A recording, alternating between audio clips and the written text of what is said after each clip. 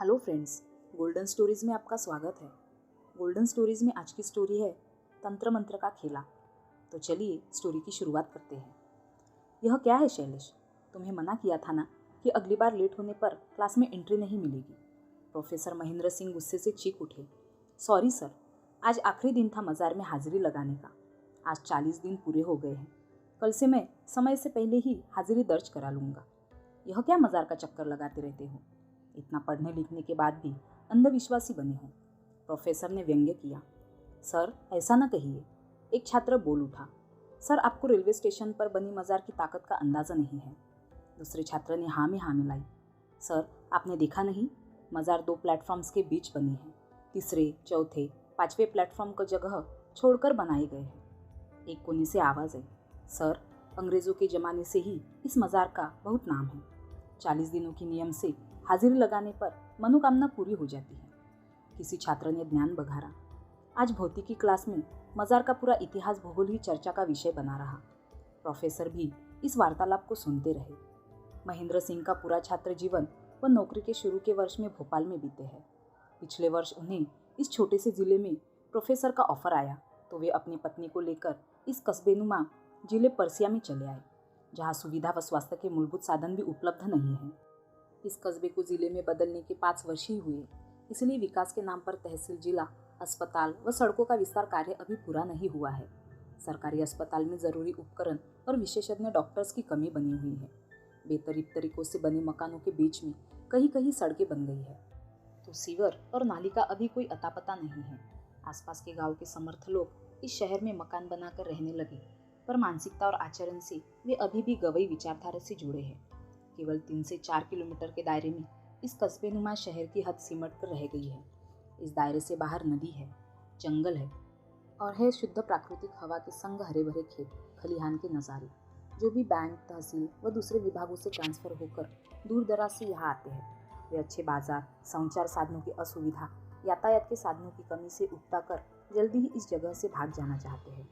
नए खुले ITI में महेंद्र सिंह को उनके अनुभव के आधार पर प्रोफेसर के पद का ऑफर मिला, तो वे मना न कर सके और भोपाल के अपने संयुक्त परिवार को छोड़कर अपनी पत्नी को साथ लिए यहाँ चले आए।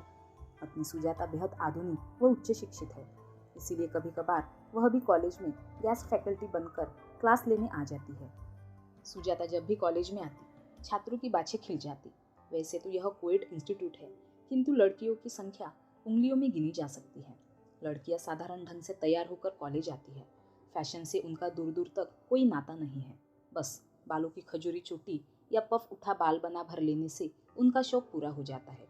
नीले कुर्ते और सफ़ेद सलवार दुपट्टा डाली 18 से 20 वर्षीय सहपाठिनियों के सामने 35 वर्षीय सुजाता भारी पड़ती। नाभि दिखने वाली साड़ी, खुले और करीने से कटे बाल, गहरी लिपस्टिक से सजे होठ और आंखों में गहरा काजल सजाए वह जब भी क्लास लेने आती, लड़कों में मैम को प्रभावित करने की होड़ मच जाती। वे उसे फिल्मी हीरोइन से कम न समझते। महेंद्र सिंह अपने साथी शिक्षकों के बीच गर्व से गर्दन अकड़ा कर घूमते, मानो चुनौती सी देते हो कि मेरी बीवी से बढ़कर तुम्हारी बीवियाँ है क्या। साथी शिक्षक पीठ पीछे सुजाता और महेंद्र का मजाक बनाते, मगर उनके सामने उनकी जोड़ी की तारीफ में कसीदे काटते।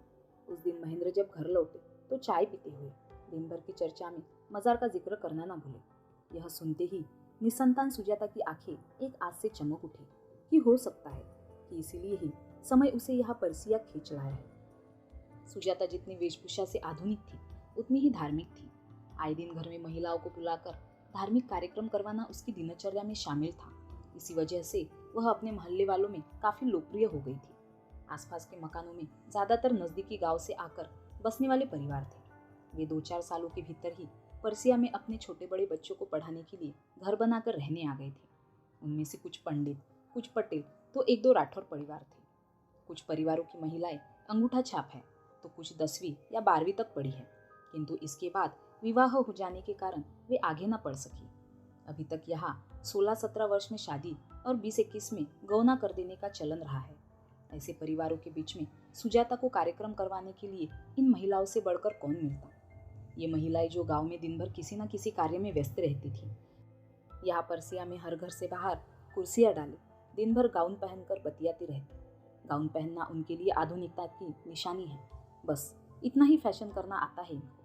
सुजाता का शुरू में तो यहाँ बिल्कुल मन नहीं लगता था, मगर धीरे धीरे उसने अपने आप को साथी महिलाओं के साथ सामूहिक कार्यक्रम में व्यस्त कर लिया।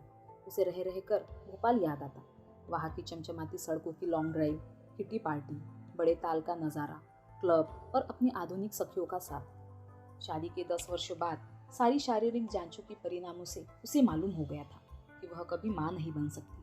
वह अपने खाली समय को किसी न किसी तरह व्यस्त रखती, ताकि खाली दिमाग में कोई खुराफात न पैदा हो जाए। जहाँ भोपाल में वह किटी, क्लब और सोशल वर्क में बिजी थी, वही यहाँ के माहौल में वह पूरी तरह रम गई थी। हाँ, मगर नियम से।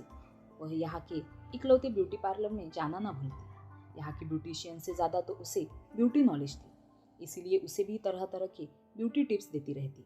ब्यूटिशियन रमा जबलपुर में अपनी मौसी के घर रहकर 6 महीने का कोर्स करके परसिया में अपना पार्लर खोलकर बैठी थी।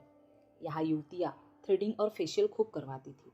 उसका पार्लर चल निकला, परंतु सुजाता के आने के बाद रमा को waxing, manicure, pedicure, hair cutting के नए तरीके जानने को मिले। वह सुजाता को देखते ही खिल उठती और सोचती, कितनी उच्च शिक्षित है, मगर स्वभाव उतना ही सरल है। इधर सुजाता का मन मज़ार के चक्कर लगाने को मचलने लगा। वह सोचती, सारे वैज्ञानिक तरीके अपनाकर देख लिए हैं, कोई परिणाम नहीं मिला। अब इस मज़ार के चक्कर लगाकर भी देख लेती हूँ। जब इस विषय में महेंद्र की राय लेनी चाहिए तो उन्होंने कोई उत्तर नहीं दिया।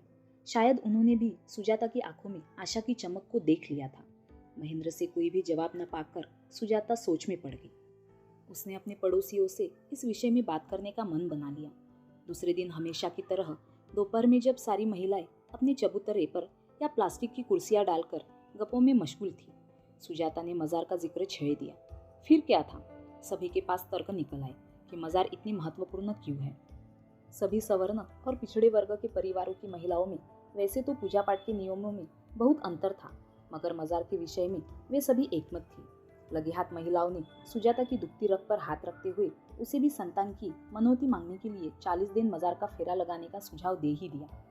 कुछ का तो कहना था कि 40 दिन पूरे होने से पहले ही उसकी गोद हरी हो जाएगी। जितने मुँह उतनी बातें सुनकर सुजाता ने तय कर लिया कि वह कल सुबह से ही मज़ार जाने लगेगी। महेंद्र उसके इस फैसले से खुश तो नहीं हुआ, किंतु उसने उसे उसके विश्वास के साथ फैसला लेने को स्वतंत्र कर दिया। मज़ार का रास्ता रेलवे स्टेशन के ओवरब्रिज से गुजरकर 2 प्लेटफॉर्म्स के बाद है। छोटा सा स्टेशन होने के कारण बहुत ही कम यात्री गाड़ी के फेरे लगते हैं। दिन भर पास के अचल से कोयला खदानों का कोयला लादकर गुजरने वाली मालगाड़ियों का ही तांता लगा रहता है, जो ज़्यादातर तीसरे प्लेटफॉर्म से गुजरती है। दूसरे और तीसरे प्लेटफॉर्म के बीच में ही मज़ार है, जिसे चारों तरफ से घेरकर ओवरब्रिज की सीढ़ियों से जोड़ दिया गया है, जिससे लोगों की मज़ार में आवाजाही से रेलवे स्टेशन के सुरक्षा प्रबंधन पर कोई असर नहीं पड़ता। लोगों का आना जाना एक और से लगा ही रहता है। जब से यह जगह जिले में परिवर्तित हुई है, तब से भीड़ बढ़ने लगी और एक बाबा की मौजूदगी भी। वह हफ्ते में 3 दिन मज़ार में, शेष 4 दिन स्टेशन के बाहर पीपल के पेड़ के नीचे बैठा मिलता। कोई कहता कि बाबा मुस्लिम है, तो कोई उसे हिंदू होने का दावा करता, मगर बाबा से जाति पूछने की हिम्मत किसी से नहीं थी। बाबा से लोग अपनी परेशानियां ज़रूर बताते, जिन्हें वह अपने तरीके से हल करने में उपाय बताता। बाबा बड़ा होशियार था।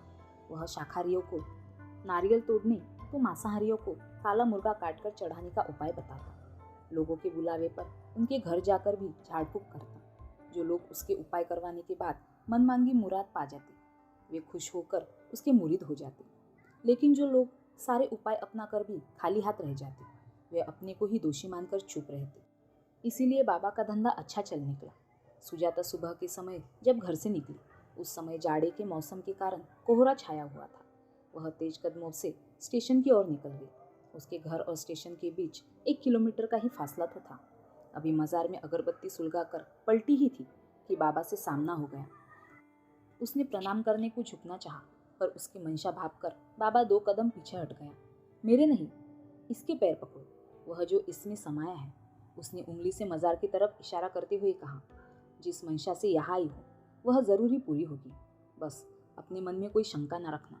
सुजाता गदगद हो गई। आज सुबह इतनी सुहावनी होगी, उसने सोचा न था। उसे पड़ोसियों ने बताया था कि यदि मज़ार वाले बाबा का आशीर्वाद भी मिल जाए तो फिर तुम्हारी मनोकामना पूरी ही समझो। खुश मन से सुजाता ने जब घर में प्रवेश किया तो उसका पति चाय की चुस्की के साथ अखबार पढ़ने में तल्लीन था। सुजाता गुनगुनाती हुई घर के कार्यों में व्यस्त हो गई। महेंद्र सब समझ गया कि वह मज़ार का चक्कर लगाकर आई है, मगर कुछ ना बोला। वह सोचने लगा, कितने सरल स्वभाव की है उसकी पत्नी, सबकी बातों में तुरंत आ जाती है। अब अगर मैं वहाँ जाने से रोकूंगा तो रुक तो जाएगी, मगर उम्र भर मुझे दोषी भी समझती रहेगी कि मैंने उसके मन के अनुसार कार्य न करके उसे संतान पाने के आखिरी अवसर से भी वंचित कर दिया। आज जाकर आई है तो कितनी खुश लग रही है, वरना कितनी बुझी बुझी सी रहती है। चलो कोई नहीं, 40 दिनों की तो बात है, फिर खुद ही शांत होकर बैठ जाएगी। मेरे टोकने से इसे दुख ही पहुँचेगा। दिन बीतते देर नहीं लगती, 40 दिन क्या 4 महीने बीत गए, मगर सुजाता का मज़ार जाना ना रुका। अब वह गेस्ट फैकल्टी के कार्य में भी रुचि नहीं लेती, न ही आस पड़ोस की महिलाओं के संग कार्यक्रम में मन लगाती। अपने कमरे को अंदर से बंद कर घंटों न जाने कैसे तंत्र मंत्र अपनाती। इन सब बातों से बेखबर एक दिन अचानक रमा उस मोहल्ले से गुजरी। उसने सोचा सुजाता भाभी की खबर लेती चलूं। अरसा हो गया उन्हें, वे पार्लर नहीं आई। दोपहर का समय, दरवाजे की घंटी सुन सुजाता को ताज्जुब हुआ कि इस समय कौन है। दरवाज़ा खोलते ही रमा को देखकर खुशी से चहक उठी, उसे लगभग खींचते हुए भीतर ले गई। मगर रमा उसे देखकर हैरान थी। क्या यही वही सुजाता है जो कितनी सजी सवरी रहती थी? सामने मैं के कुचले गाउन में, काले सफ़ेद बेतरीब बालों की खिचड़ी के साथ, न मांग में सिंदूर, न मंगलसूत्र, न चूड़ियाँ, न बिंदी पहने सुजाता किसी सड़क पर घूमती पगली से कम नहीं लगी। भाभी, आपको क्या हो गया है? तबीयत तो ठीक है ना आपकी? भाई साहब तो ठीक है ना? रमा ने हैरानी से पूछा। अब आई है तो बैठ, तुझे सब बताती हूँ। मेरी तबीयत को कुछ नहीं हुआ, बल्कि मेरे चारों तरफ भूतों का डेरा हो गया है। कोई मेरी बात का विश्वास नहीं करता। यहाँ देख, मैं इसे सोफे पर रात भर जागकर टीवी देखती रहती हूँ। अगर झपकी आई तो सो गई, वरना पूरी रात यूं ही कट जाती है। ये भूत दिन रात मेरे चारों तरफ मंडराते रहते हैं। दिन में भी कभी मोहल्ले के बच्चे के रूप में तो कभी पड़ोसिन के रूप में आकर बैठ जाते हैं। फिर चाय बनाने या कुछ लेने भीतर जाओ तो गायब हो जाते हैं। भाभी, ऐसी बातें करके मुझे मत डराओ। रमा घबरा गई। यह मेरी जिंदगी की सच्चाई बन गई है। ये देखो, मेरे हाथ में ये निशान। अगर मैं चूड़ी, बिंदी कुछ भी पहनती हूँ तो ऐसे निशान बन जाते हैं। सजने संवरने पर मुझे ये भूत बहुत परेशान करते हैं। इसीलिए मैं अब सादगी से रहती हूँ। बाल भी नहीं रंगती, मेहंदी भी नहीं लगाती। सुजाता बोली। भाई साहब, आपको कुछ समझाते नहीं क्या? रमा सुजाता की बातें सुनकर उलझन में पड़ गई। मेरे पति के अंदर तो खुद ही आत्मा आती है। जब वह आत्मा आती है तो उनकी आवाज़ भर्रा जाती है, चेहरा सर्द हो जाता है। उसी आत्मा ने मुझे सादगी से रहने का आदेश दिया है। मैं चलती हूँ भाभी, बेटे के स्कूल से लौटने का समय हो गया है, कहकर रमा उठ खड़ी हो। सुजाता की बातें सुनकर रमा के रोंगटे खड़े हो गए। उसने वहाँ से निकलने में अपनी भलाई समझी। रमा अपनी स्कूटी स्टार्ट कर रही थी कि सामने से शैलेश आता दिखा। शैलेश उसी गांव बिरादरी का है, रिश्ते में उसका चचेरा भाई लगता है। उसे देखकर वह रुक गई। उसी ने तो 2 महीने पहले उसकी स्कूटी चलानी सिखाई थी। उसने सुजाता के दरवाजे पर नजर डाली। सुजाता ने अपने आप को फिर से घर में कैद कर लिया था। उसने शैलेश को अपने पीछे बैठने का इशारा किया और वहां से सीधा अपने घर को चल पड़ी। शैलेश ने जो बताया उसे सुनकर रमा हैरान रह गई। सुजाता जब पहली बार मज़ार में गई थी तो उसी दिन बाबा ने उसके बारे में पूरी जानकारी उससे जुटा ली। सुजाता धीरे धीरे बाबा की कही बातों का आंख मूंद कर विश्वास करने लगी थी। किंतु 40 दिन बीतने के बाद भी जब कोई परिणाम न मिला तो बाबा ने उसे समझाया कि यह सब तुम्हारे पति की शंका करने की वजह से हो रहा है। जब तक वे भी सच्चे मन से इस ताकत को नमन नहीं करेंगे, तब तक तुम अपने लक्ष्य को नहीं पा सकती। यह सुनकर सुजाता ने अपने पति को भी मज़ार लाने का फैसला किया और रो धोकर गिड़गिड़ाकर उसे यहाँ तक लाने में सफल ही हो गई। लेकिन क्या? शैलेश, रमा की उत्सुकता चरम पर थी। लेकिन जब मैंने महेंद्र सर से कहा तो वे गुस्से से लाल पीले होकर कहने लगे, ये सारी बातें बकवास है। ये फेरे लगाने से कुछ नहीं होगा, बल्कि अब तो सुजाता घरेलू कार्य में रुचि नहीं लेती। बीमारों की तरह पूरे दिन वह लेटी रहती है। चलो, मैं भी वहाँ नज़ारा देख कर आता हूँ। उस दिन बाबा स्टेशन से पहले पीपल के पेड़ के नीचे बैठे आसपास से आए आदिवासियों को घेर कर बैठे थे। उस दिन मज़ार का मेला भी था, जो मज़ार पर न लगकर बाहर पास के मैदान में लगा है। उस दिन की भीड़ को देखते हुए किसी को भी स्टेशन की सुरक्षा के लिहाज से मज़ार तक जाने नहीं दिया जाता था। इसीलिए जो भी भक्त चादर, अगरबत्ती, धूप जो भी चढ़ाना चाहे वह बाबा को सौंप देता है। इसीलिए बाबा के चारों तरफ भीड़ जुटी थी, जिसमें गरीब आदिवासी महिलाएं, उनकी बेटियां बहुत श्रद्धा के साथ हाथ जोड़ लाइन से आगे बढ़ती जा रही थी। सर उन सबको बड़े ध्यान से देख रहे थे। थोड़ी देर में जब बाबा की नज़र मेरे साथ खड़े सर पर पड़ी तो वे समझ गए कि ये सुजाता मैम के पति होंगे। उन्होंने उन्हें दूसरे दिन आकर बात करने को कहा। सर मेरे साथ वापस गए। तब तक तो मैं भी नहीं जानता था कि मैं खुद बाबा के हाथों का मोहरा बनकर रह गया हूँ। वह एक तरफ सुजाता मैम के बच्चे के ख्वाब दिखाकर बरगला रहा था, तो दूसरी तरफ प्रोफेसर को दूसरी शादी के सब्जे बाग दिखाने लगा, इन दोनों को अपनी बातों का विश्वास दिलाने को। बाबा जब न तब मुझे और मेरे दोस्तों को बुलाकर हमारी मनोकामनाओं की पूरी होने का उदाहरण देता। हम भी उसकी बात में हाँ में हाँ मिलाते, क्योंकि हमें बाबा की ताकत पर भरोसा भी था और डर भी। धीरे धीरे उसने मैम के दिमाग में यह बात भर दी कि वह उसका रहन सहन पहनावा आकर्षक होने के कारण पीपल के पेड़ के भूत उस पर आसक्त हो सकते हैं। इसीलिए उसने सबसे पहले अपने आप को सादगी में रखना होगा। दूसरी तरफ प्रोफेसर को दूसरी शादी के लिए रिश्ते दिखाने लगा। उन्हीं में से एक रिश्ते में 16 साल की एक गरीब की लड़की का रिश्ता भी था, जो प्रोफेसर को बहुत ही भा गया। आजकल सर के बहुत चक्कर लग रहे हैं उस लड़की के गांव के। यहाँ से 15 किलोमीटर पर ही तो है गांव। वहाँ आदिवासी गरीब परिवार है। उनके वहाँ अभी भी बाल विवाह, बहु विवाह का चलन है। अब क्या है, सर की 5 उंगलियां घी में हैं। वे भी बस लगता है कि अपनी बीवी के पूरे पागल होने का इंतजार में है, ताकि उसे पागल खाने भेजकर उसकी सहानुभूति बटोर ले और फिर उस कन्या से विवाह कर संतान भी पैदा कर ले। मेरी गलती बस यही है कि मैं बाबा और सर की चालों को पहले समझ ही नहीं पाया, वरना मैम की कुछ मदद कर देता। मगर अब उनकी मानसिक स्थिति को केवल किसी मानसिक रोग विशेषज्ञ से मिलकर ही संभाला जा सकता है। लेकिन मानसिक रोग विशेषज्ञ इस शहर में मौजूद ही नहीं है, और दूसरे बड़े शहर में ले जाकर इलाज कराने में मूड में प्रोफेसर है ही नहीं। शैलेश के मुख से यह सब सुनकर रमा घोर चिंता में आ गई। बेचारी सुजाता भाभी। यह मक्कार बाबा जब प्रोफेसर को अपनी बातों में न उलझा पाया तो उसने दूसरा जाल फेंका, जिसमें बड़े बड़े ऋषि मुनि न पार पाए। तो फिर उस जाल में यह प्रोफेसर कैसे बच पाता। वह दूसरी शादी करने के लिए अपनी पहली पत्नी को भूल गया। मौका परस्त आदमजात, यह सोचकर रमा अपना सिर पकड़कर बैठ गई। तो फ्रेंड्स, ये स्टोरी आपको कैसी लगी कमेंट करके बताना। स्टोरी अच्छी लगी हो तो वीडियो को लाइक करना, शेयर करना और चैनल को सब्सक्राइब करना। धन्यवाद।